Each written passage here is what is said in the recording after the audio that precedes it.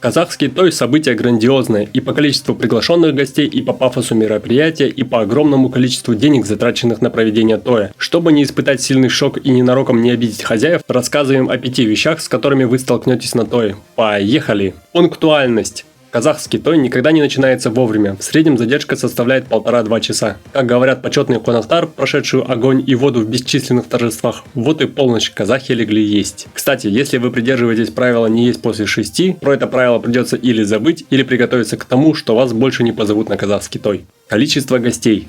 На той обычно приглашают минимум 100-150 человек. Максимальное количество гостей не ограничено. Если казах празднует какое-либо событие, он просто обязан пригласить родственников, соседей, а может даже и их родственников, иначе уят булады. Кстати, на входе вас обязательно закидает конфетами какая-нибудь опашка. Это делается для того, чтобы у вас жизнь была сладкой, поэтому не пробуйте увернуться и стойко перенесите бомбардировку конфетами. Подарок. На казахском тое есть специально обученный человек, который скрупулезно записывает все подарки, их примерную стоимость и имя дарящего. Стоимость ответного подарка будет равна тому, что подарили вы. Тосты. Длинные тосты – это яркая особенность казахского тоя, к которому нужно привыкнуть. Коротким тостом даже самым позитивным пожеланием можно не только озадачить присутствующих, но и даже обидеть. Пакет. В конце любого казахского тоя начинается операция Саркыт. Цель – собрать в заранее подготовленные целлофановые пакеты как можно больше еды. Причем отделять салаты от фруктов нежелательно, чтобы на утро ваши домочадцы, полакомившись блестящими от жира яблоками, знали точно – вы пришли с казахского тоя.